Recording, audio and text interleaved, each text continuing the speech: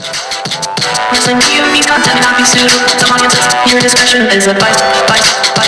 Wrestling POV content may not be suitable to audiences. Your discretion is advised.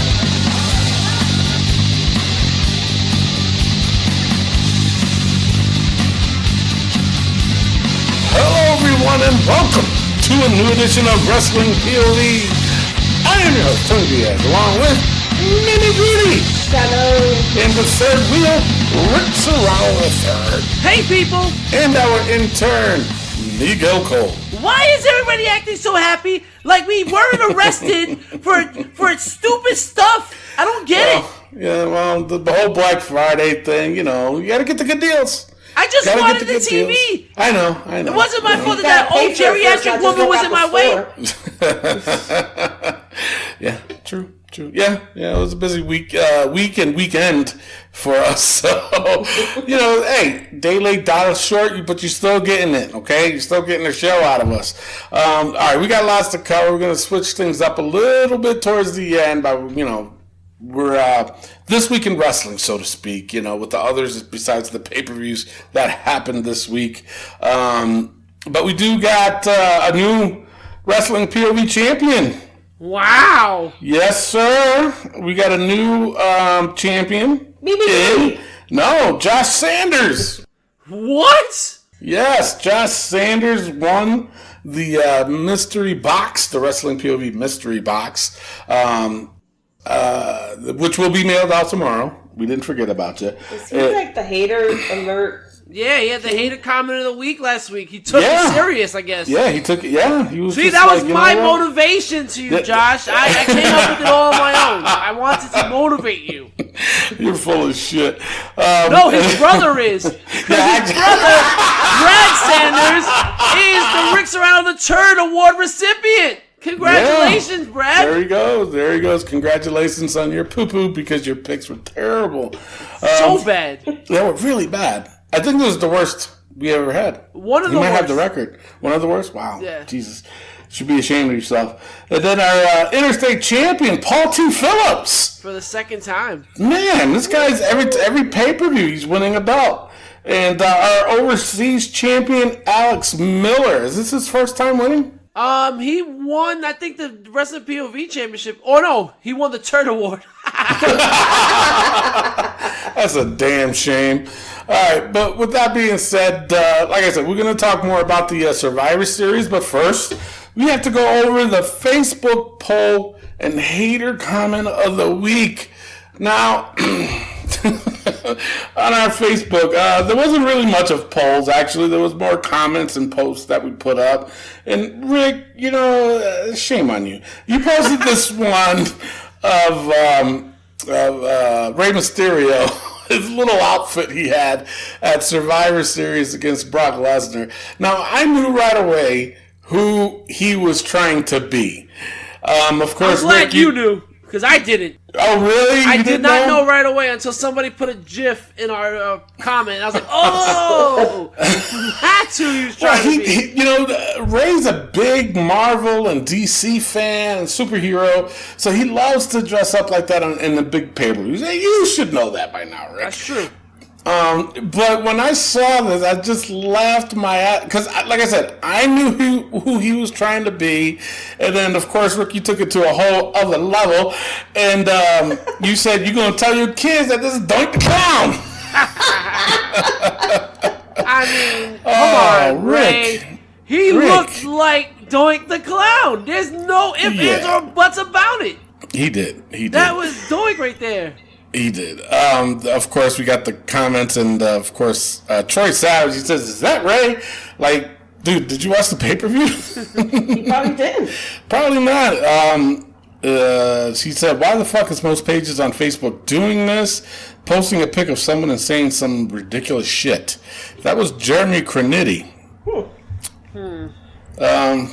Dude, can you take a joke? If not, then just stay off social media. How about that? Just stay off social media. If you can't take a joke, or if you don't understand a joke, don't just keep scrolling, or look it up and find out. Why is everybody laughing at this? It's pretty funny. All right, and then Torrin Anthony Flucker, he said, "Doink, bruh, making kids cry, bruh." Alrighty, Ray Frand, he said, I know, right? He said, maybe Psycho Clown? Oh. Which, But no. no, it wasn't, but I mean, I can see it. If you guys are not familiar with Psycho Clown, just look up AAA, okay? Mm-hmm. All right. Okay, so that was that for the poll. Now, Rick, you should be ashamed of yourself doing something like that. I think one of the funniest ones. 619, yo. I think one of the funniest comments I saw on there, you guys can check it out, was they said, "That's not doink, that's dink." Oh. I got a chuckle out of that one. Jesus Christ. All right, so now I posted this about Keith Lee. Wait a second, Tony, before you go. Wait. What happened? I want to put Doink Mysterio in the book. Ooh, damn. Why? Because that was a travesty.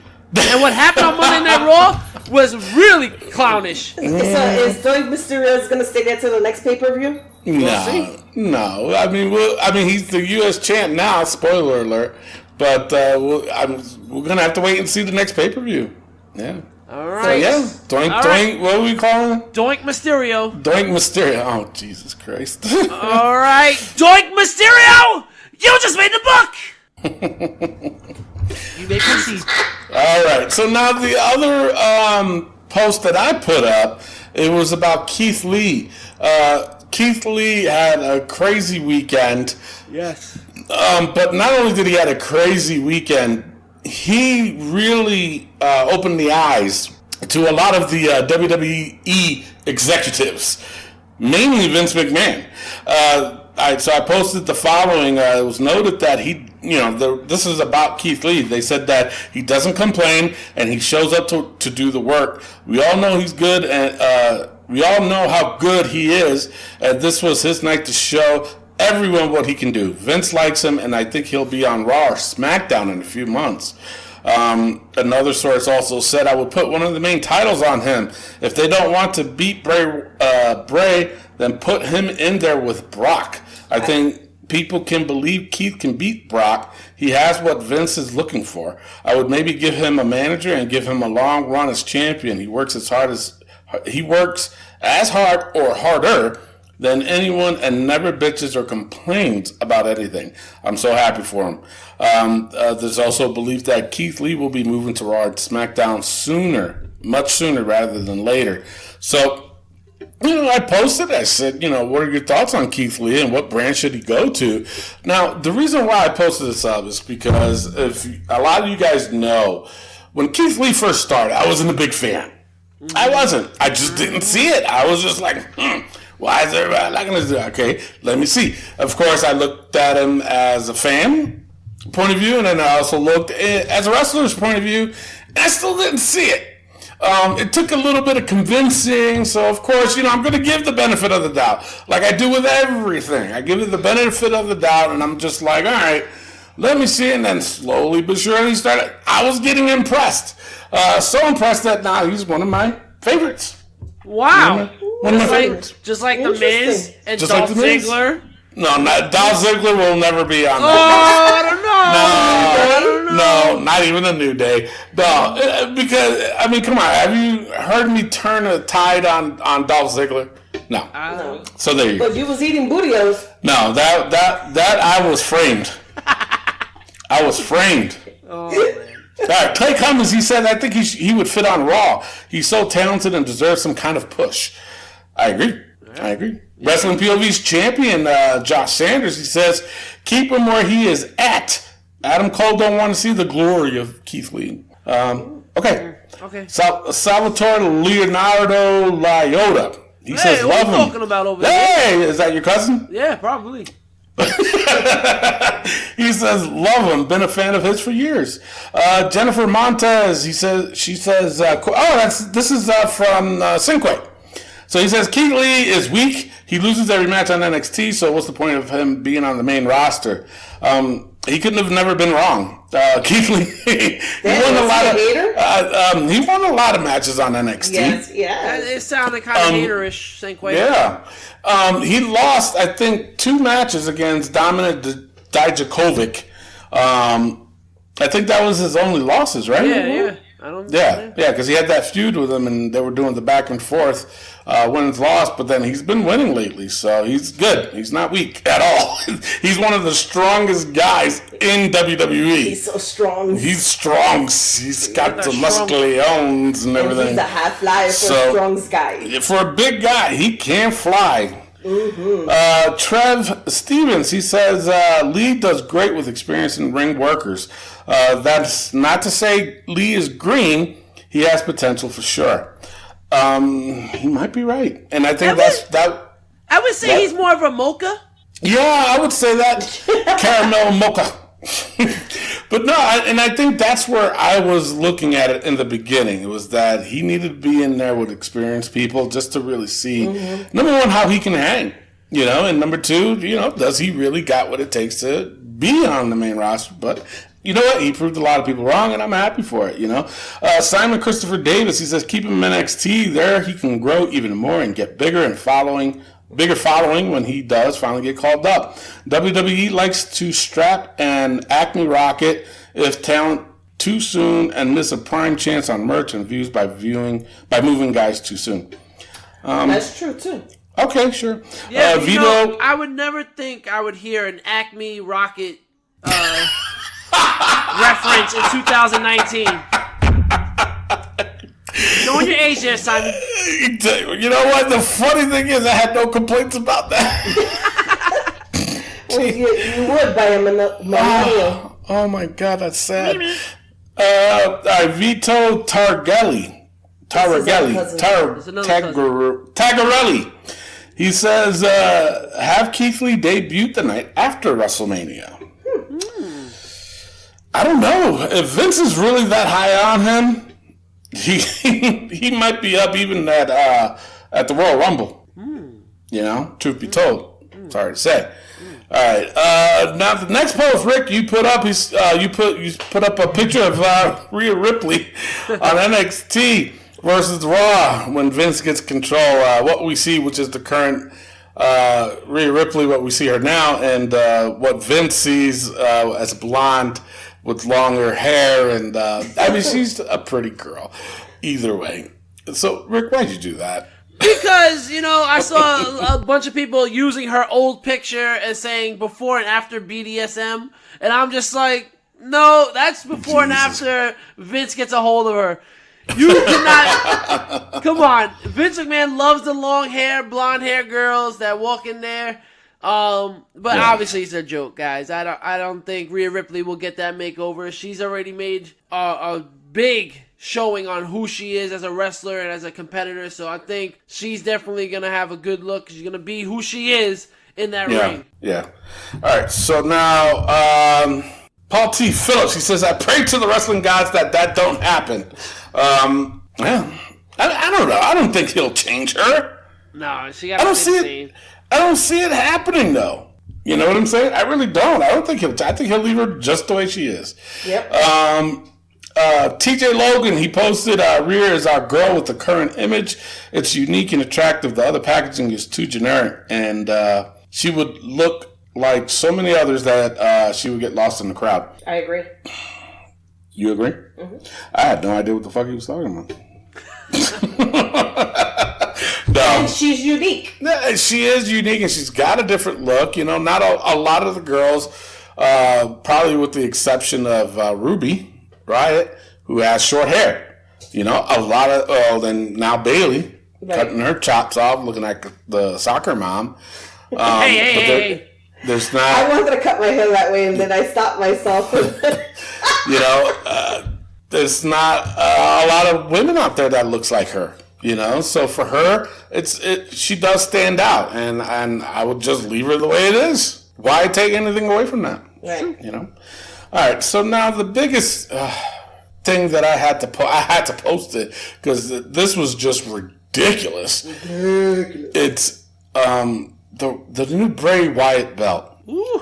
Did you guys, obviously, if you saw SmackDown, you saw the new toy that The Fiend has, which is a picture of himself on a belt. I got 2 words for it. It's churlish, and it's atrocious. What the hell? I actually have 3 words of my own. You do? It's interesting, but stupid.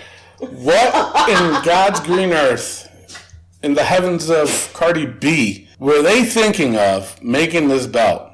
Now, they said they didn't even make it. Tom Savini, who's a special effects makeup artist, who made the mask, who does Slipknot's mask.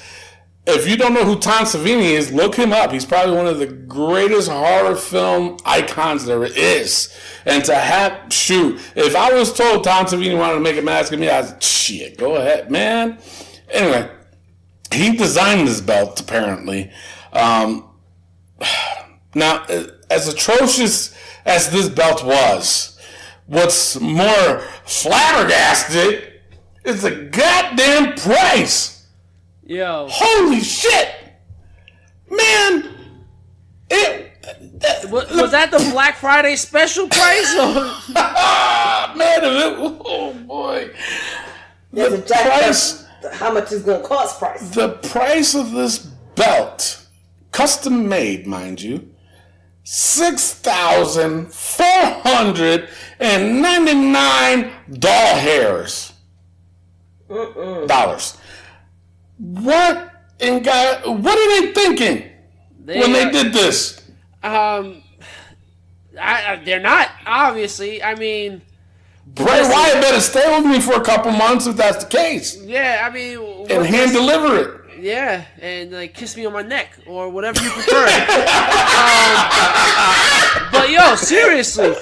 This is, so what they're trying to get around with this whole thing is, oh, well, you know what? This is a custom-made belt from Tom Savini. He's hand-making every one of them that he's going to deliver. Yeah. Bruh. I don't care how good you are, Tom Savini. I can get a Freddy Krueger mask on eBay for about $10. I don't have to pay for a $10,000 Freddy Krueger mask. I can get a Bray Wyatt mask for $10. I don't have to pay $50. Like, bro, you are bugging. I don't care what anybody says. Unless you, man, this is like the Back to the Future sneakers where they were like, yo, we're releasing these sneakers. Got me all hyped up. And then they said $15,000. You are bugging. $6,500? No. And after taxes, it's $7,100. Yeah, it came out to like $7,000 to $100 or $200. You know, there's gonna be a fool who buy it. Of course, of course there is. That's why I put. All right, who's gonna be the first one to buy it? If you are, I'll put you on the damn show. I will put you on the show if you buy one of those belts. Definitely. Shit, you got that much money. Shoot. I mean, you can take Mimi's place. Same. Shoot. I mean, now, granted, it's supposed to be like a very, very limited edition of it.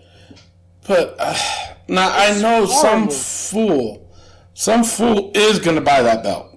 Okay?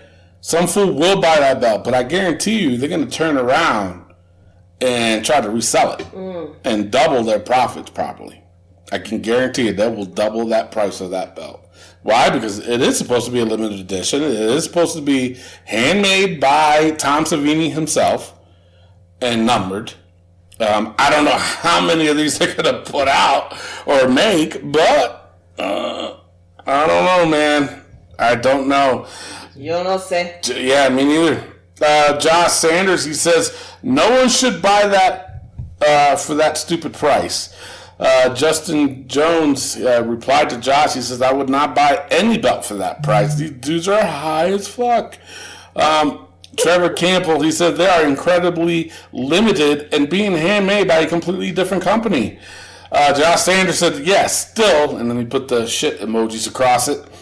Anton Hoffman, he posted a gif of Shaquille O'Neal saying, shit. I just, why? First of all, I don't understand.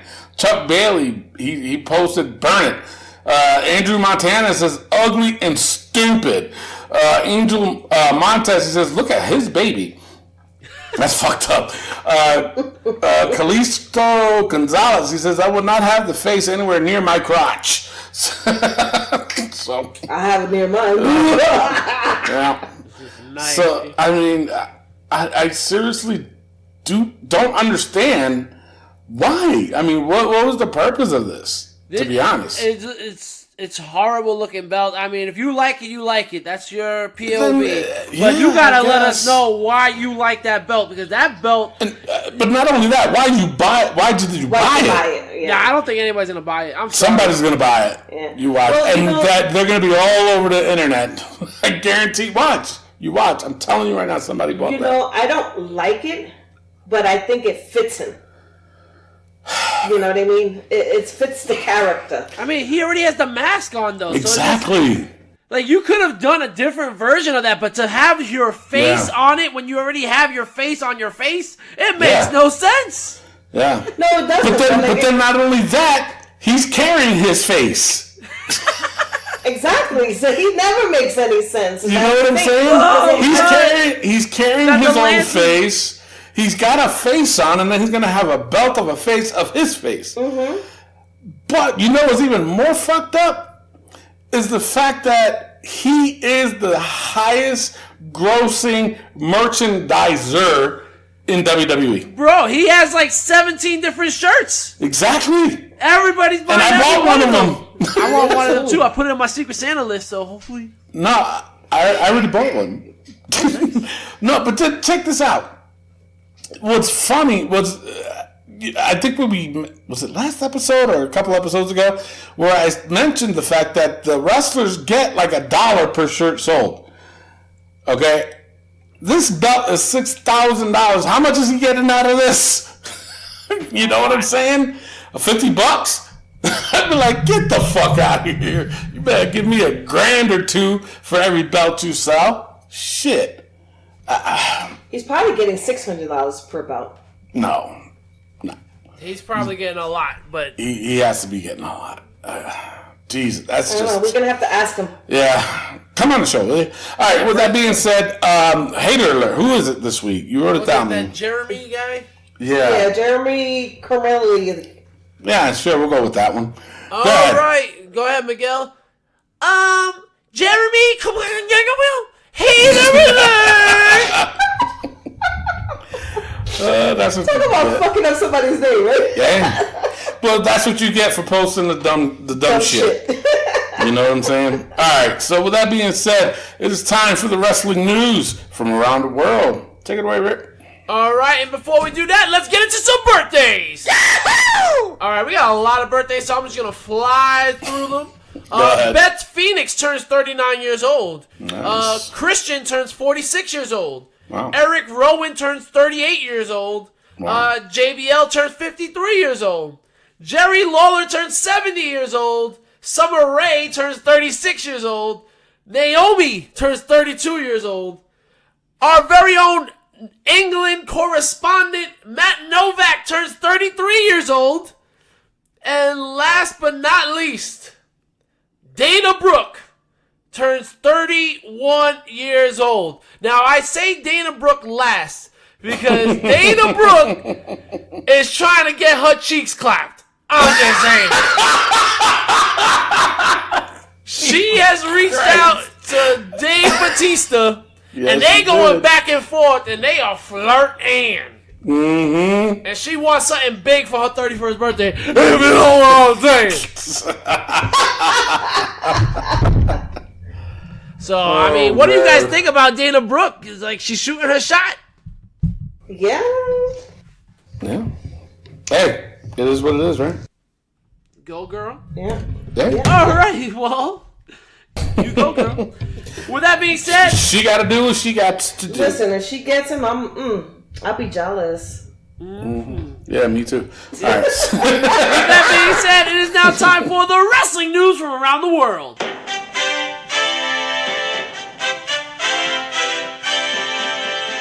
All right. As we said earlier, Josh Sanders is the Wrestling POV champion. Paul T. Phillips is interstate champ. Alex Miller, overseas champ. And Brad Sanders, the brother of Josh Sanders, is the Rick Serrano Return Award recipient. Yes, now, he is. This is probably the largest point differential we've ever had. Josh ended with 65 points. Brad with negative 52 with a point differential of 117 points. Holy shit. That's how bad Brad was. In fact, we heard from Josh Sanders that Brad is not answering his calls. Are you serious? Yeah, apparently Brad is upset. And you know what it is? I mean, like, on all the rest of pay-per-view points games, I usually tag people in it, whatever, and I remind them that the game is going on. Yeah. And Josh reminded Brad to play, like, last minute. So Brad put in his picks last minute, and he lost. Oh, man. Wow. It happened. At least he won something. I haven't won anything yet. It's going on 3 years. Going on 3 years. Speaking of which, the Sanders brothers, they're both from Kentucky. Mm-hmm. And there's a famous colonel from Kentucky. Yeah. Is Josh Sanders and Brad Sanders. Holy shit. The sons or the grandsons of Colonel Sanders. KFC legend. I want my herbs and spices. I want to know. I want some chicken today. Josh. I know, Listen, right? Josh, first of all, Josh, if you are related to Colonel Sanders, can I get his autograph? Second, can we get sponsored by KFC? I'm just saying, Josh. Yo, I be eating that shit on TV. On TV? What the fuck? I'll be eating it on TV. Jesus Christ. Oh, baby. She's drinking again. All right, my last bit of news is kind of serious and I'm glad that Jordan Grace brought this to light. Jordan Grace, who appeared on Wrestling POV Global a little while ago, make sure you check out that interview. Jordan Grace said, "Hey, remember that time that Sandman came up to 4 women about to main event to tell us women main eventing is wrong, and any male wrestler with any sort of experience would agree? Was this in 1998? No, it was tonight, December 2019. Wow. Sandman, what are you doing, you nitwit? What is wrong with these people?" I don't know, man. I mean, you know what? And I'm sorry to say this, but I'm going to say this. You know, was Sandman good at his time? Well, there was a very small window for that. I was a huge ECW fan, but you know what? It's just like, how long can you do the same gimmick all the fucking time until it starts like, all right, we know you drink, dude. All right, the badass, it's not working anymore. Was Sandman not a ripoff of Steve Austin? That's what everybody was saying at the time. You know, that it was a ripoff of Steve Austin and all this other shit. Now, dude, I mean, the thing of it is, what has he accomplished that would make him say, well, he was part of the ECW era? Okay, yeah, fine. It's just like when people talk about fucking New Jack. Well, he's awesome. He's this, he's that. You know what? Any fool can hit somebody with a damn weapon. You know what I'm saying? I mean, was he crazy enough to do that shit? Yeah, of course he was. You know, but I was too. I've done hardcore matches like that, you know. But what made you stand out? And what makes people think that these guys are legends or whatever of the game? I'm sorry to say, somebody like RVD, yeah, he's a legend of the game. And I'll tell you why. Because look at everything that he's accomplished in his wrestling career. It wasn't just ECW, you know what I'm saying? He became WWE champion, which not a lot of guys in ECW was able to do. You know what I'm saying? That's why I don't understand why these ECW fanboys, I guess we're calling them that too. Now, mind you, I was an ECW fan. I am. I still am. I'll watch a match, you know, ECW, hell yeah. But you cannot come out and say that these guys know what they're talking about and blah, blah, blah, when you haven't really accomplished much in the biggest wrestling organization there is today, which is WWE. I'm sorry to say that. You know what I'm saying? Just like how the Young Bucks are saying, oh, we're the greatest tag team there is. Well, have you been in WWE yet? Have you accomplished your goals in WWE? You know, because if you haven't, you can't come out and say that you have.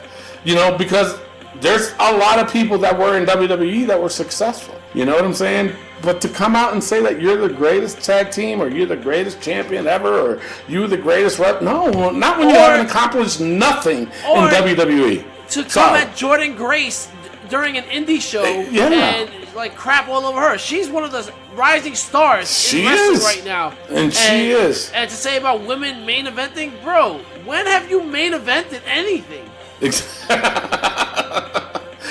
true. Come on, bro. Like, it's listen, true, man. You gotta know your place. You know, you gotta know who you are. Like, listen. One thing I have to say about Tommy Dreamer, I respect the hell out of Tommy Dreamer because Tommy Dreamer knows his place. Yeah. Tommy Dreamer knows. And he does. He's elevated. But you know what? wrestling. It's funny because he's accomplished more than Sandman and Taz ever could do. And I don't hear this shit. Well, Taz was a commentator who was one of the rest. No, he sucked as a commentator. Okay? And then now he's got his fucking ego fucking slapped to 100 just because he was invited to do AEW Dark, mind you. And now he thinks he's still, you know, get the fuck him. Yeah. What was you saying, Rick? Yeah, so Sandman, you're a douche. You know what? Let's put Sandman in the book. Yeah, I agree. We'll put Sandman in the book. We won't even give him a funny input. We'll just put Sandman. That's it. Fuck him. All right. With that being said, Sandman, you just made the book. And really quickly, my last bit of news. I know I already said this, but Luke Harper took out whatchamacallit. He copyrighted Brody Lee. Yeah, that was his name in the Indies. Well, one of his last names in the Indie. Yeah, so he had a few names in the Indie, but I think Brody Lee works better for him. They're saying that he's been on his way out for some time now. This looks but they won't let him go. It's happening. They won't let him go. I mean, I think his contract does expire in April, I believe. Yeah. But I think what they're going to end up doing, they're going to start giving him a push again, but not until like January, February, just so he can be like, all right, well, I am getting pushed now. Watch, I guarantee it. All right, Tony, with the rumors. All right, we're going to go straight on to Rick with the injuries. All right, with that being said, I don't got shit. Bobby Fish suffered an injury on NXT. He is always hurt. He is, but come on, man. This was all on Keith Lee. I know we were talking highly about Keith Lee, but Keith Lee tried to do the military press, throw him out the ring, but he never got him fully supported. I think what he should have done there was reset. Put him back down and pick him back up. Yeah. You know, he never had him fully supported, so when he threw him, Bobby Fish just went straight down. He didn't go into his tag team partner. He went straight down, hit his arm pretty bad, but they said he might have had a concussion as a result of that. So he's day-to-day. He's not a serious injury, but it's a day-to-day thing. Hence why he did not wrestle finish the tag match. Yeah. Right. All right, it is now time for NXT TakeOver War Games. Yes, madam.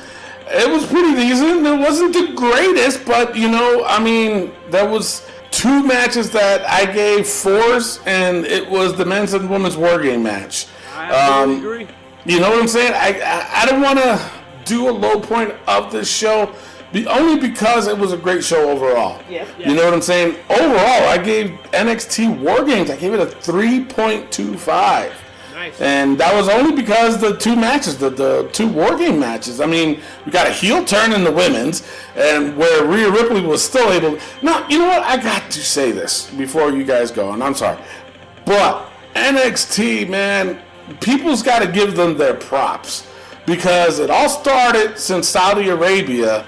And they were like, hey, we need you right away. Boom, they were there. They had to work Monday, Wednesday, Friday, Saturday, Sunday. I'm like, dang, that's a lot for them. Mm-hmm. That is a lot. And if they did not prove to Vince that a lot of them needs to be, you know, recognized, then well, obviously Vince did have, you know, a big, huge say in it, you know. But, I mean, come on, man. Well, what does that tell you? From a business standpoint, cheap labor works harder. That is true. That is true. When you have somebody you want to make more money, and you got them for cheap, they're gonna be like, yeah, I'll do it. Yeah, because they want that TV exposure. Speaking of that, did you hear about Brock Lesnar? No, that he will not be on TV until the Rumble. Like towards the end of the Rumble. Yeah. Isn't that your rumor? No, it wasn't a rumor. It's fact. We are not going to see Brock Lesnar until the fucking Rumble. That's ridiculous. We And that's the that? WWE. Well, no, because he was showing up every week. I thought he was going to lose it. Which I did too. You know, it was shocking, but I knew it was going to now happen. it's like, you know, and then now they wonder why people don't, you know, they turn on him as far, I mean, and they think, oh, it's because he's getting good heel heat. No, it's because people are getting sick and tired of him getting so much fucking money and not even showing up. You know, just shows up at here and there. You guys can have him as an attraction and da-da-da. So why put the belt on him? Exactly. You know, you got Ray. It would have been a better storyline, and we'll get into it when we talk about Survivor Series, but, you know, it would have been a better storyline for Ray to get it. Because then you could, you know what I'm saying? Then that's Brock's way of taking time off. You know? But, oh my God. Anyway. All right, so who wants to go next? All right, so what I want to say about War Games is I want to put both the women's and men's War Game matches into the vault for Match of the Year. Yes, I agree. All right, so let's open up that vault. Why do we always get a knocking sound when we do the vault? I mean, this is like a bunch of buttons here, and I can't find anything. Oh, my goodness gracious. But I do have to agree with you, Tony. I think NXT War Games was a decent show. Balor and Riddle could have been better. But yeah, the War Games matches, I mean, the finish with Ciampa and Cole going through that table off the top of the cage. Oh, my God. Sick. And then did you see Britt Baker in the crowd? Yeah. And they acknowledged her. Yeah. They acknowledged her, and Triple H put out a statement saying that they apologized. You know, they didn't mean to do that. Yeah. You know, because they weren't. You know, because of course, as a company, you know, like AEW, they were afraid that AEW was like, "Oh, you guys are trying to take our people," and blah blah blah. But no, that wasn't their intention. Yeah. You know, it was just, you know, what the camera crew is taught is that to capture somebody's emotion and reaction and you know, without them seeing you recording them, and they did, and the one camera guy did not know that was Britt Baker, you know, and then Mauro Ranallo mentions Britt Baker's name, and I was like, oh shit. Well, you know what? I think that's okay. It is okay. That's what I want to see. I want to see more. Listen, they work for another company. It's fine. Like, people, it's fine. And only because, I mean, she's dating Adam Cole. Yeah. You know, so it makes sense why she would be there. It does, exactly. You know, nobody was like, oh, she's going to WWE. No, I didn't think of it like that. I just saw it, I was like, oh, that's pretty cool. She's on there. And when I saw it, I was like, is that Dr. You know? Yeah, you know, I was just like, oh, that's cool that she's on there. All right. But not once did it cross in my mind like, oh, shit, she's going to NXT. No, I was just, because I know she's dating Adam Cole. Yeah, she's supporting her man. Exactly. All right, Mimi, what was your thoughts on War Games? I agree. That Wait, what was your overall rating for it? Oh, my overall rating for it was a 3 stars. Wow. Yeah. Wow. All right. I think the women's was like the shit, the cat's meow. Meow. And the men's was as well. I gave it overall was a 3.25. Wow. All right. We're looking good, guys. We're being generous out there. Yeah. No, we're not being generous. I'll take that back. We are giving the right points to the right team. They're doing the right thing, NXT. And the thing of it is, you know, that's a pretty high rating for a pay-per-view. Yeah. From us. You know what I'm saying? Seriously, it really is. So, I mean, all right. So, with that being said, you know, that's your NXT TakeOver War Games. Yeah. So, let's go straight on to the Survivor Series, and then we'll take a pause. No. Actually, shit. No. Because we forgot Hot Tag News. So, we'll do that. We'll do Survivor Series, Hot Tag News, and then we'll take a pause. Okay. All right. So, Survivor Series all around, I actually enjoyed it. I was a little, you know, like, what's the word? I was a little shocked that NXT was getting this bigger push on a pay-per-view, on a WWE pay-per-view, even though they're all WWE. I know. But overall, I gave Survivor Series a 3.15. The highest rating I gave was to 2 matches. One of them was for the Adam Cole versus Pete Dunne. That was a really, really good match, and I gave that one a 4.5.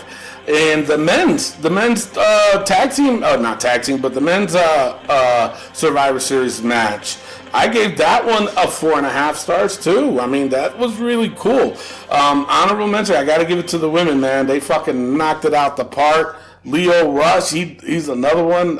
It was overall, I really did enjoy this pay-per-view. I expected a lot more from the Becky Lynch, Bayley, and Shayna Baszler match, but I did give it a 3 regardless. So, but overall, I gave it a 3.15. All right, let me just tell you this: Survivor Series sucked. I hated it. Shame on you. God, it was so bad. And I will tell you why I thought it was so bad. Because listen, wrestling fans, I'm going to tell you this. I am a guy that likes a good story. Give me a great story and you got me. Mm-hmm. They dropped the ball on these storylines. Let me tell you why. First of all, you put the tag team match on the pre-show. These guys deserve at least a good 20 minutes to go. Even though, you add a New Day, you ruined it. They still deserve more time than that. Secondly, the women's 5-on-5. Io and Candice were out early from the match. Right? At the end, we have Sasha and Rhea Ripley 1-on-1, and then all of a sudden it turns into a 3-on-1. Now you just ruined it because Sasha's not going to come back from a 3-on-1. We know that. So now you just spoiled the ending. Secondly, Io and Candice hate each other, but for this moment, they came together and were like, we are NXT. All right. Styles, Nakamura, and Strong could have been way better than what they gave us. That should have been match of the year candidate, and they just flopped. I'm sorry. KO getting eliminated as quickly as he did, you took away everything about KO going to NXT. You took away from that whole story. Like, that just ruined it. Walter, the NXT UK champ, gets eliminated first? Are you serious? But did you hear why? Why? Because they said that Vince wasn't high on him. That's preposterous. They say that Vince looked at him and was just like, "How is he? He's what? No. But I mean, I don't know. Now let me tell you something. I don't know how much true that is. I don't. But I do know this, and this is true. Walter does not want to wrestle in the States. He wants to stay in the UK. Okay? Does that have anything to do with it? I don't know. It might. Okay? Because maybe he wants to catch an early flight, get the fuck out of there. You know what I'm saying? It could have been like that. I mean, I don't know, but I did hear, and this was like a fact, that Walter does not want to wrestle in the States. He wants to stay over in the UK. All right, so then get your ass off of my TV. And last but not least, the main event. Bayley taps out. Why does Bayley have to tap out? And then not only that, you've been complaining about that for the past month before the Survivor Series. Because they jobbing her. And then this biatch Becky stands tall after losing. That is a smack in Shayna Baszler's face. That's a smack in Bayley's face. And you got Becky. Oh yeah, I'm on top of the world over there. Oh, you are. Come on, you just lost.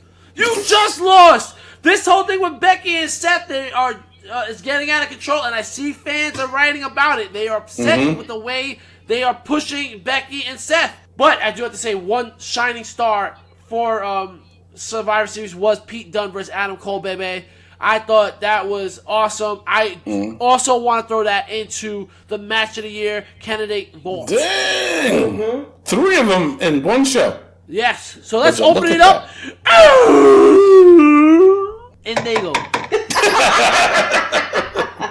I think he was hesitant on that one. He's like, wait, I didn't know if I should do it or not. He's like, should I? Overall, for me, Survivor Series was a 2.5. Mimi. Wow, that's low. It sucked. Mimi. Overall, for me, was a 3.1, and I have like 3 4.0s. Was the woman elimination match, the men's elimination match, and of course the NXT Championship match with Adam Cole and Pete Dunne. All right. Wait, So, what was overall? 3.1. 3.1. Nice. So, Tony, and I'm glad we did it this way because everything after that weekend is when this whole thing for our Hot Tag News transpired. Yeah. So we're going to get right into it. Our Hot Tag News is the whole Mauro Ranallo and Corey Graves incident. So during NXT TakeOver, Corey Graves sent out a tweet saying, "You wouldn't believe this, but there is a WWE Hall of Famer and a former Ring of Honor champion on commentary tonight." Basically saying that Mauro's talking too much. Right. And then he went on to say about, if I hear one more Chicago rapper reference, I'm going to go crazy. And it's just like, bruh. Yeah. With that happening, Mauro Ranallo then deletes his Twitter. Yeah. Does not show up for Survivor Series. Does not show up for NXT on Wednesday. Nope. WWE went to cover for Ranallo and saying he blew out his voice from TakeOver, which we knew didn't happen. Right. We all know about Mauro's mental history, about his bipolar, having bipolar and stuff like that. Being bipolar, sorry. And then a bunch of people came to his aid. Dave Meltzer, Brian Alvarez, I believe. Frank Shamrock went on to say this about Corey Graves. But you know why Ken Shamrock, not Frank. No, it was Frank. Was it Frank? Okay, Yeah. but you know why Frank said that, right? Because they worked together. Yeah, Mar was his manager. Oh. Yeah. So, Frank Shamrock went on to say, he put a picture, a meme, saying, social media has made too many people comfortable with disrespecting people and not getting punched in the mouth for it. Corey Graves then went to respond, instead of calling me. So, like, basically saying that, oh, Frank Shamrock had the balls to say this instead of calling me, like, man to man. You're the pot calling the kettle black right there? Exactly. You should have called Mauro. If you had an issue, you should have called Mauro. And then Corey Graves then went on to apologize, quotes, on his podcast, saying that we do have it. Oh, we have it. Go ahead, play it. I gotta look for it now. All right, I'll give you a second. But with all that being said, like, he apologized and it's just, you guys gotta listen to it for yourselves. It just doesn't sound genuine to me at all. It was an unpopular opinion, as I often do, with the intention of just stirring up a little controversy, maybe have something fun to talk about on TV or here on the show. It was maybe not the most professional way to go about things, and it was never meant to offend or disrespect or disparage anybody. That was never my intention. If it was taken as such, I apologize deeply. That was not my intention. I would never intentionally cause anybody any undue stress, especially a coworker. So I apologize. That's it. Now, people, does that sound like a sincere apology? I mean, the guy, No. you should have never made those comments. You want to stir up controversy with who? You and Mauro Ranallo? That's the controversy you want to stir up? Are you kidding me? This guy is the voice of WWE right now. The guy is passionate. That is all we ever ask from our commentary team. That's Look true. at the greats. Jim Ross, Gorilla Monsoon, Bobby Heenan, Jesse the Body Ventura. They all had this excitement. They were excited to be there. Even Vince McMahon when he was in commentary. Yep.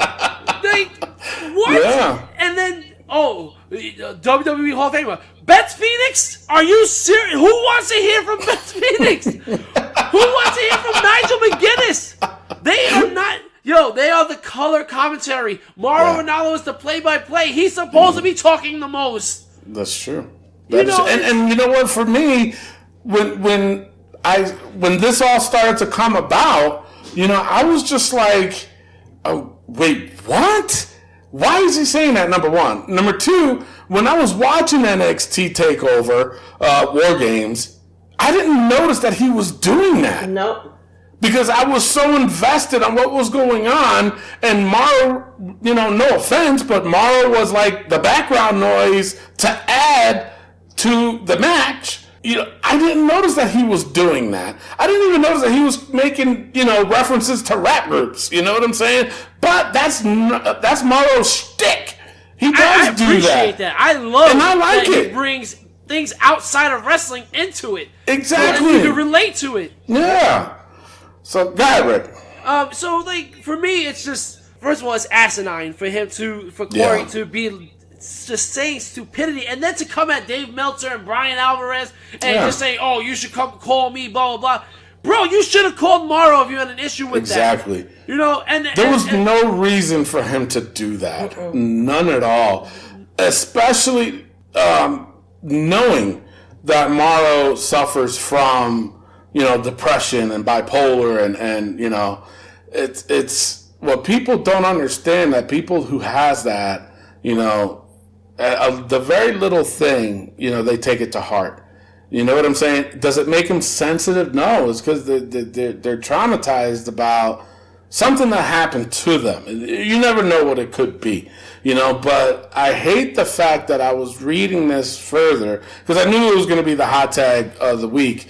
And then people just being so insensitive and saying, oh, well, then fuck him then if he can't take it. Well, wait a minute. He's a wrestling commentator and he can't take it? Yo, Mauro's been doing this for like 30 years. 30 years. So don't stop. People are such assholes nowadays. Now, I'm only going to read about... Go ahead. I was going to say, not only that is the fact that there are keyboard warriors out there. Yes. Okay? Of course they are. Once Corey Graves said one thing, they went on the attack on Mauro. Okay, and that's why he deleted his post. Yeah. Oh, his Twitter. My other thing is that I've been watching this shit on Total Divas with all the tweets and all this stuff going back and forth. That instead of tweeting about it, text them, "Hey, I'm going to put this up there, blah blah blah blah," just to get heat.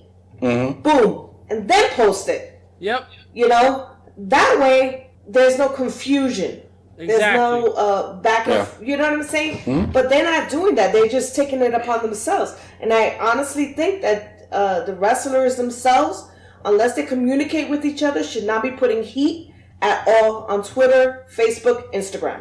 And what Mimi is referencing is the whole Ronda Rousey and Sonya Deville both posting things about each other without talking to each other. And I agree. Whenever I do a promo against a guy that my guy is going against, I always let them know, listen, this is what I'm thinking of saying. Let me know if I'm crossing any lines. Because I don't ever want to offend anybody. And I don't want to come off as like a dickhead. I just don't want to hurt somebody's feelings. That being said, Mauro Ranallo needs to work on this. Because you are in the limelight. Yeah. And you are out there for the world to see. To hear. And you need to work on this thing where you can just brush off what anybody says about you. Now, that is easier said than done, especially in his condition. But it needs to start happening now because this is like the second thing now with WWE. Yeah. And I would hate it for WWE to be like, listen, we tried. So, Mauro, if you're listening, I hope you are. Listen, man, we love you. We care about you. We want the best for you. And there are people out there that can help you and push you through these hard times. But right now, you got to be that one. You got to be the one to take that first step and be like, listen, man, I got this. Yeah. But also, the thing is, you can brush off people you don't know, but people that you do know and that you know that they hate you or don't like you or have an issue with you, that's a different story. Yeah, think of it this way. But think of it this way, though. Think of it this way, though. This is a place of employment.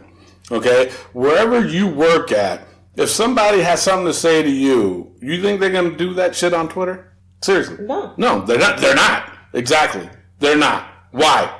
Because you're going to see them the next day and be like, yo, what the fuck's your beef? You know what I'm saying? This whole thing, like Rick said, he's in the limelight. He is. Everybody knows who he is. They hear his voice. He is the voice of NXT and this and that. So for Corey to say that, he's never going to see him. But like what Rick said, you should have called him then. If that bothered you, what? But then again, what puts you in that position to say something like that to somebody who's been doing this for much longer than you've been alive? You know what I'm saying? That you were out of place, that was no reason for him to do that or even tweet that. Right. When because a lot of people got on Graves too. And I have no sympathy for that. Nope. Because Graves comes off like a fucking arrogant asshole. And the only reason why they even put him in there is because he had an injury that ended his wrestling career. What they saw in him as far as commentator goes, just like how I feel about Taz, but it's the same thing with Corey. What do they see in him that makes him a freaking good commentator? You know what I'm saying? It's like, I don't see it. He comes off arrogant, and I'm sorry to say, somebody like in his position, okay, you haven't really done much in wrestling for anybody to say, yeah, I respect his opinion. Sorry, I don't. I really don't. But if you put somebody like Beth Phoenix or, you put somebody like JBL, they've done a lot in the business to where if they say something or critique a match and say, yeah, then I respect his, the guy's been there, so he should know what he's talking about. But with Corey Graves, homie, you were only tag champion in NXT, not this in the beginning. In the beginning. Yeah. So what you're saying is meant to be an insult because NXT in the beginning was atrocious. So yes, you were a tag team champion in the beginning. Yeah. All right. So, but then the thing with it, not a lot of people know that. No, because no one cares about Corey Graves. Exactly. So, and the thing is, the way Corey Graves talks to Byron Saxton. Yeah. And we talked about that before. Telling them to shut up. Yeah. It's like, dude, who are you? You don't, what, because you have a sleeve full of tattoos that makes you a badass? The fuck out of here, man. I mean, those eyebrows don't say it, sweetheart. But this is the last thing I want to say. Even Bobby the Brain Heenan knew when to pull it back. Yes. Like, Bobby the Brain Heenan and Gorilla Monsoon, you knew they had differences of opinions, but you knew they cared about each other. The thing with Corey is just like, he doesn't get along with anybody on commentary, and he just shits on everything. Yeah, mind you, look at this one, and I know there's videos of it out there. It was him, Michael Cole, and Booker T. And what he said to Booker T, and Booker T gave him that look like, bro, you lucky we on TV, I'm about to whoop your fucking ass. And they try to play it off like it was a joke. Yeah. Nah, man. Jack. He was going to beat your ass. It's like, you got to know your place, man. Know your role. Exactly. But like what you were saying, Rick, about Bobby Heenan was such a professional at what he did. If he did had a problem, like you said, he would not, I mean, obviously, yeah, they didn't have Twitter back then, but Bobby Heenan wouldn't do that. He would take you in the back and be like, hey, or when they commercial break, hey, don't say it like that, you keep cutting me off, let me get my say in it, don't cut me off so quick, but then again, but saying that, now, I know I'm going to be jumping all over the place, but Bobby Heenan would never do that, period. And he was the most insulting person I think WWE ever had. Yeah. Yep. But there was not one time where Bobby Heenan was out of line either. But then again, he was a heel. But he knew how to do that shit. Now, going back as far as play-by-play guys, like you said, Mauro Ranallo's position is a play-by-play person. If I have, like we're doing the show right now, okay, I have the most experience about wrestling, about the moves, about what's going on, and da-da-da-da-da-da. So I would talk about, and Rick would be like the play-by-play, okay? I mean, he's just started to get back into wrestling, but Rick would be like the play-by-play. So he would be in like Mauro's position. I would be in like Beth Phoenix's position, and let's just call it a two-person team. So I would expect Rick to call the action in the ring. So like if just say there's a rest spot going on, and then Rick comes out and says, so is he right for doing that chokehold or that grabbing him in that headlock right now, and and then I can come out easily and say, well, you know what, in this, maybe not, but he is wearing him down. I know from experience how that feels like, and So like if I'm talking about, something wrestling, and Rick comes out, and then something happens in the ring where he reverses the chokehold, and Rick cuts me off and says, oh my God, he just reversed the chokehold and da-da-da. I'm not going to get mad at Rick. He's calling the match in the ring. Yep. Exactly. And I'm not going to get mad at Rick because then I'm going to wait for him to finish. Exactly. And then 9 times out of 10, that person that's the wrestling expert will go on to say what he's saying. If I'm a huge fan of baseball, Michael Kay, if you guys are familiar, I'm a Yankees fan, but Michael Kay is the play-by-play guy. Mm-hmm. He always has either Paul O'Neill or he has David Cohn or Al Leiter on the show, and those guys actually played the sport. And the one reason why I always respect Michael Kay is because he never acts like he knows so much about baseball that he's better than you. If he doesn't know, he'll ask the guys that actually played. When cold weather's like that, how do you warm yourself up out there like that? That's got to be crazy. And then they'll say, well, sometimes I had glove warmers in my back pocket and blah, blah, blah. And then somebody hits a base hit. Michael Kay comes out and says, base hit up the middle and da-da-da-da-da-da-da-da. Is he being disrespectful? No, he's calling the action in the field. And then once he's done, the guys that he has that are professionals, they come out and they finish what they're saying. Yep. You know what I'm saying? In Mauro's position, that's what he's supposed to do. You know what I'm saying? Give the guy a goddamn break. My God. Like, I don't even know where Corey Graves fits in all this, to be honest. He's just a twit. Twit on Twitter. Matt Novak, he says, truthfully, nobody knows 100% the full story, but Corey has let himself down here. Mauro, although sometimes overpowering of his co-commentators, is passionate, and I'm sure would rather that than a bland show. True. I agree. It is true. It is true. Josh Sanders, he's pretty active on our page this week. Yeah, he becomes champion, and all of a sudden he he just wants to do whatever the fuck he wants to do. He says, watching War Games before I had known about any of this, I thought several times throughout the pay-per-view that he did cut off the others, but Corey Graves is a co-worker, so yeah, not good for the office. They need to coach him on letting others talk, though. And the last one, and then we'll take a break. Jose Gonzalez, he says, Mauro Ranallo strikes me as someone who lives with Asperger's syndrome. When he's overpowering his co-commentators, it's like looking at a mirror sometimes. So, you agree with that?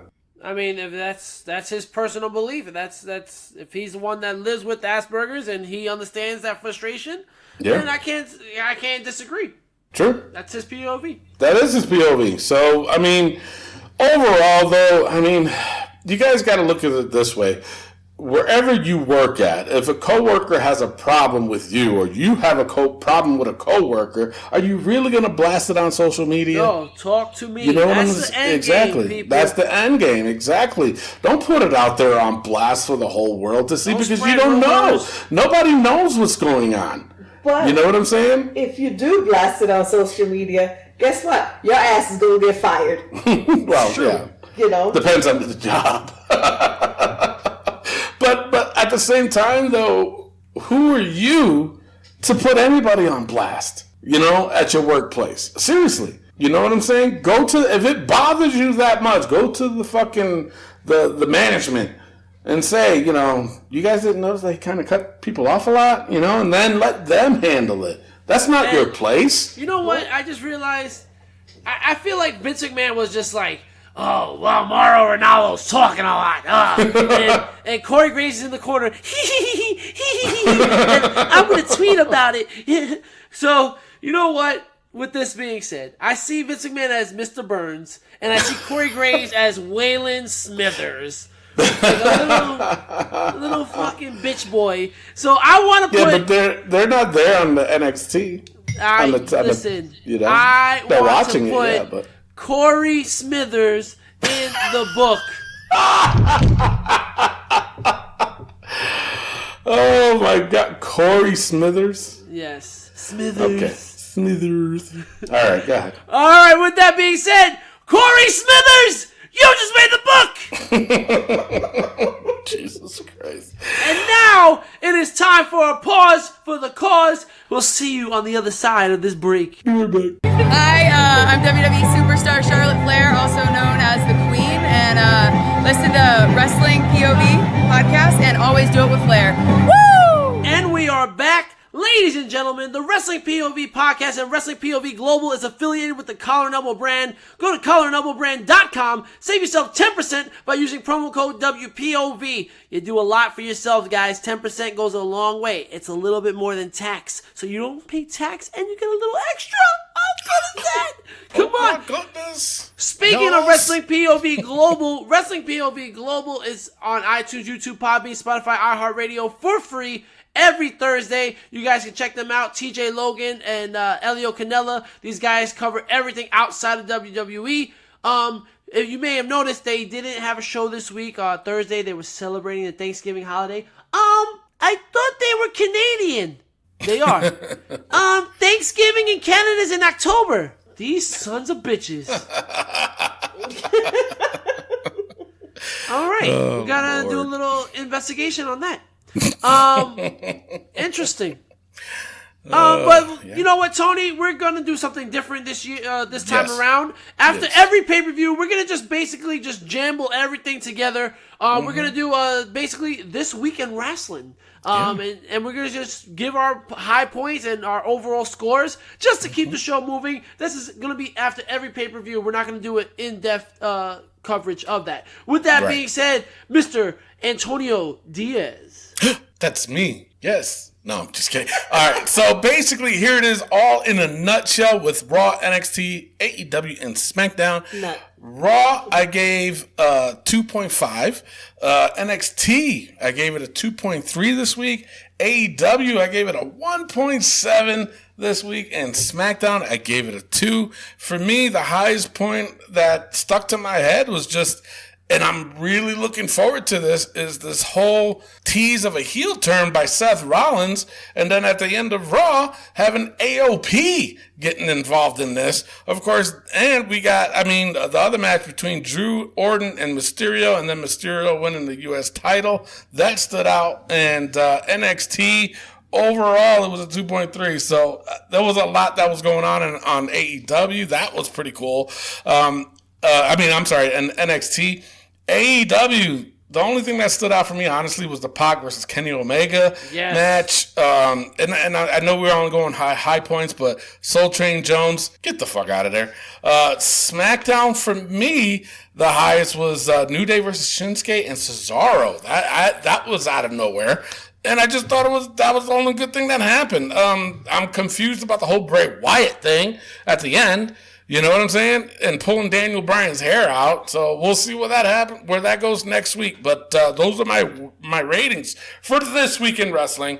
Mimi, you got the reins now. This week in wrestling, I had Raw was a 2.4, NXT 2.2, AEW a 1.06, and SmackDown a 1.78. Damn. My high points in Raw was the Drew versus Orton versus Mysterio, and Mysterio actually winning. NXT, I didn't have much high points. It was just Cesaro versus Lio Rush. That was like a really good match.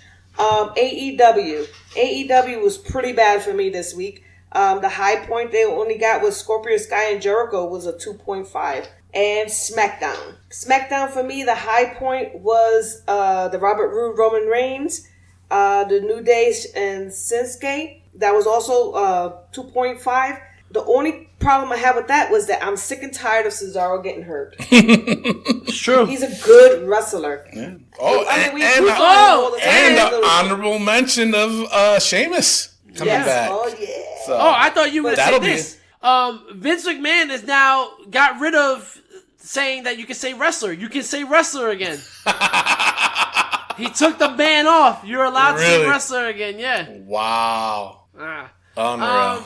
For me, Monday Night Raw got a 2.5. NXT got a 2.25. AEW got a 1.8, and SmackDown got a 1.7. Wow. For me, Monday Night Raw, the highest point. First of all, Monday Night Raw was the best show I've seen in a long time. Mm-hmm. I gave out a bunch of 3s, but the highest point for me was KO versus Seth with AOP coming out at the end. I thought that was huge. I do have to mention, how dare you give Rey Mysterio that U.S. title after losing the WWE title? That is just so stupid beyond belief. But listen, that's for another time. NXT, the highest point for me was Balor and Ciampa. I gave that a 3.5. Listen, man, whenever you get two guys like that in the ring, you're going to have a good show. Do have to also mention Keith Lee throwing Adam Cole like 5 rows deep. That was sick, bro. I love that. Hell yeah. AEW, my highest point was Omega versus Pac. I gave that a 2.5. Best friends have no business beating the Lucha Bros. That is just preposterous right there. Yeah. SmackDown, my highest point, and you mentioned it, Tony, Sheamus. Sheamus returning back to his old way, the Celtic Warrior. I gave that a 3. I was very excited about it. The Bray Wyatt stuff and Daniel Bryan, we're going back to Daniel Bryan getting 3 promos in a whole episode of SmackDown. That was stupid. That's why SmackDown is so bad. I know we just jammed all that in real quick, guys. Exactly. With that being said, it is now That time was for 5 minutes? less than that. Wow. Mimi has to take her inhaler. With that being said, it is now time for NXT versus AEW. Currently, NXT is ahead 6-2. Every week, us and the Wrestling POV Global guys vote on which show is the best. Right now, AEW won last week, but a lot of people have been getting on AEW saying, listen, this is not good. It's going down. Yeah. What are your guys' opinions on this week? I don't know, to be honest. I mean, it was kind of close to me. I mean, even though on my ratings I have NXT at a 2.3 and I got AEW at a 1.7, it was a little close, but you're right. I mean, but then not only that, to mention the whole thing that happened with those two guys that jumped Cody Rhodes. Now, it's to me, it's funny because when Bray Wyatt did it, everybody was like, oh, yeah, that's really good booking and blah, blah, blah. But then when AEW did it, they were like, oh, my God, that was so great. I was like, come on, man. Get with the fucking stop. And to mention, how did JR, that's Blade and the Butcher. Yeah. You're supposed to be shocked. We're not supposed to know who that is. Oh, my God. Speaking of JR, yesterday, of course. Who it was. He was like, who's that? No, and on ESPN, he was on ESPN for College Football Day, and then it was funny. There's a picture of it somewhere out there, and then of course he's talking, because he's a huge Oklahoma Sooners fan, and right underneath it was how they show the like in news, yeah, it said catch WWE on Fox. I was like, damn, whoever did that knew what they were doing. So that was pretty funny. But no, you're right. I mean, I don't even know who these guys are. And everybody's like, oh, they're from this and this. They went under this name. I'm like, and? What's with the monocle? And get the fuck out of here with that bullshit. But it goes to show with the AEW fanboys out there when they were like, oh my God, that's the greatest thing. But then when Bray Wyatt did it, they were like, oh, that is so poor writing. It's like, shut the fuck up. Don't stop.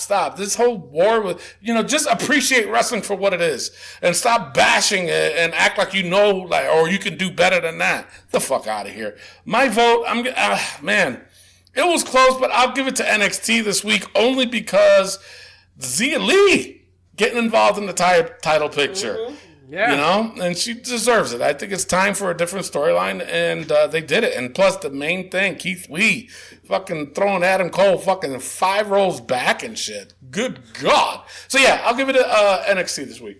All right, Mimi. Well, I'm going to go according to my ratings, and my ratings was 2.21 and 1.06, and NXT wins it. All right, and TJ Logan and Elio Canelo also voted for NXT. And with my vote, I also vote NXT, so that's a clean sweep. NXT is now up 7-2, and that is the 5th time out of 7 wins for NXT that it was a clean sweep. Wow. All right, it is now time for Raw vs. SmackDown vs. NXT. Currently, NXT is up 17 to Raw's 12 to SmackDown's 4. I'm going to go first. Like I said earlier, Raw had a hell of a show. I was highly intrigued from beginning to end. I was not bored at all. I mean, yeah, we had the Eric Rowan thing going on and stuff like that. But Rusev attacking Bobby Lashley, I thought that was badass. Seth Rollins' Town Hall thing, I thought that was cool. Seth and AOP possibly happening, that is awesome. I have to say, I was really impressed with Raw, minus Rey Mysterio winning the U.S. title. I give it to Raw this week. And I as well, because Raw was the better show this week, and then NXT, and then SmackDown. Yeah, sure. I'll go with that. Well, no, but not only that is because Raw had a different feel to it this past week, and you know, with Seth having that little town hall and everybody turning their backs on him, and then AOP all of a sudden getting their little, you know, I was like, okay, finally they're throwing, number one, they're throwing AOP in the picture, and number two, the way it ended, I wasn't expecting that. So element of surprise, I was impressed. So yeah, I give it a Raw.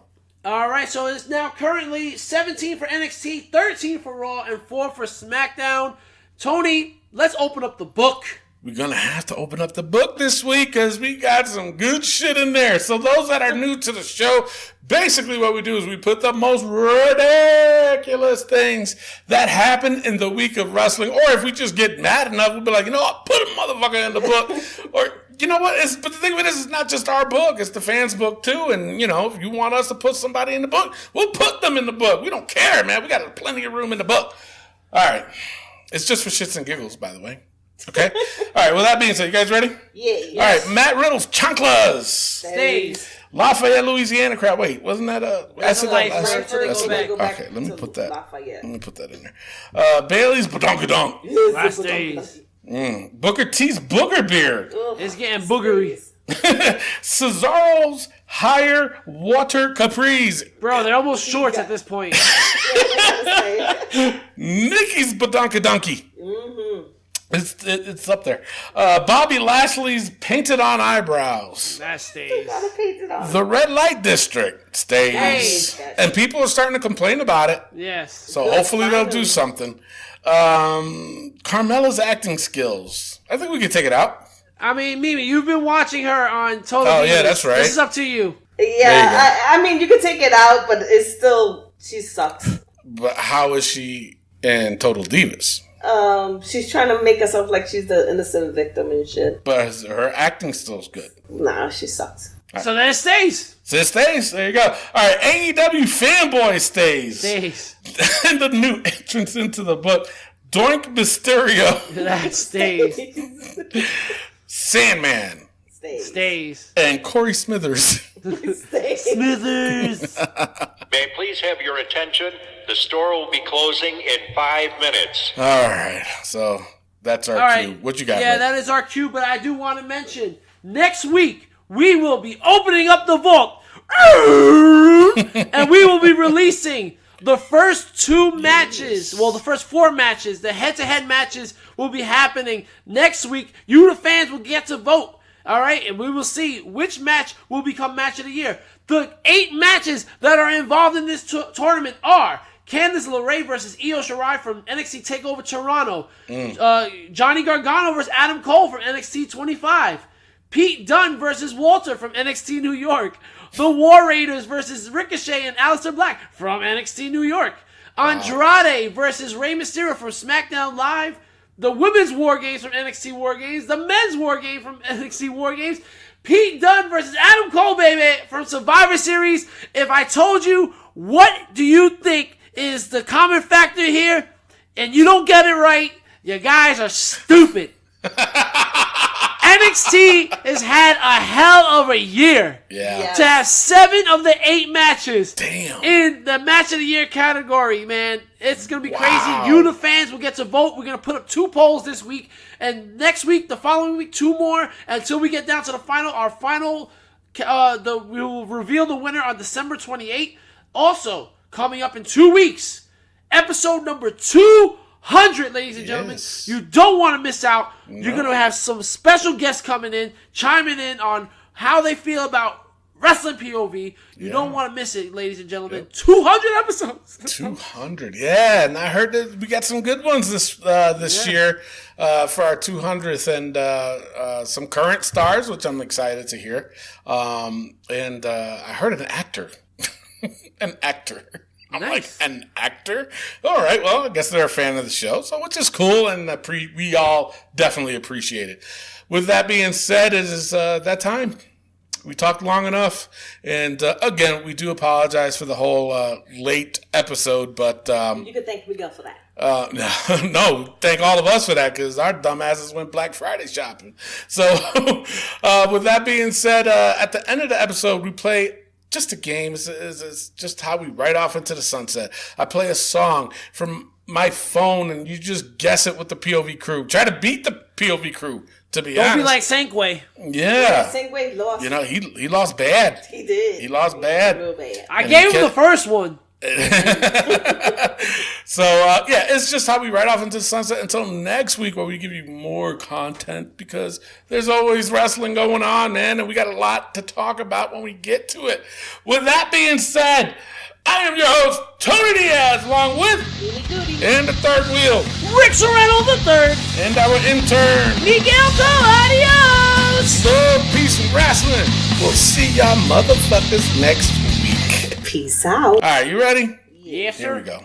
It's time! It's time! Vader! It's Vader time! Tap, tap, tap. All right, you know what? That was too easy. That was too easy. Here we go. The Smoking Guns? Yes! Wow! Barton Pretty Billy impressive. Gunn. Barton Billy Gunn. That's right. Bart was the, what do they call him? The Brawl for All? The Brawl for All, yeah. Yo, he was huge, man. Yeah. I couldn't believe, like, I was like, that's Bart Gunn. Yeah. Dude was knocking people out. Whatever happened to him? We'll find out. Gonna have to now. They were tag champs for a while, too. And Bang, bang, Bart. they never get recognized, yeah. Wow. You don't own the rights.